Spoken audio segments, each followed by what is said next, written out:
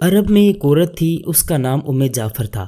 انتہائی صحیح تھی، لوگوں میں ایسے تقسیم کرتی تھی کہ دائیں کو بائیں ہاتھ کا پتہ نہ چلے۔ کچھ دنوں سے وہ ایک راستے سے گزرنے لگی۔ اس راستے پر دو اندھے بیٹھے ہوتے، یہ دونوں صدائیں لگاتے۔ ایک کی صدا ہوتی، الہی مجھے اپنے فضل و کرم سے روزی عطا کر۔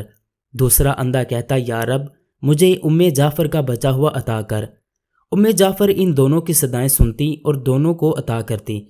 جو شخص اللہ کا فضل طلب کر رہا تھا اس کو 2 درہم دیتی، جبکہ جعفر کے فضل کے طلبگار کو ایک بنی ہوئی مرغی عطا کرتی۔ دلچسپ بات یہ ہے کہ جسے مرغی ملتی وہ دوسرے اندھے کو 2 درہم میں بیچ دیتا۔ کئی دنوں تک یہ سلسلہ جاری رہا۔ ایک دن جعفر اس اندھے کے پاس آئیں جو جعفر کا فضل طلب کرتا تھا۔ اسے سوال کیا، کیا تمہیں 100 دینار ملے؟ اندھا حیران رہ گیا۔ اس نے کہا، مجھے صرف ایک بنی ہوئی مرغی ملتی تھی جو میں 2 درہم میں دوسرے اندھے کو بیچ دیتا تھا۔ جعفر نے کہا، جو اللہ کا فضل طلب کر رہا تھا میں اسے 2 درہم دیتی اور تمہیں بنی ہوئی مرغی میں 10 دینار ڈال کر دیتی رہی۔ اندھے نے اپنا سر پیٹنا شروع کر دیا۔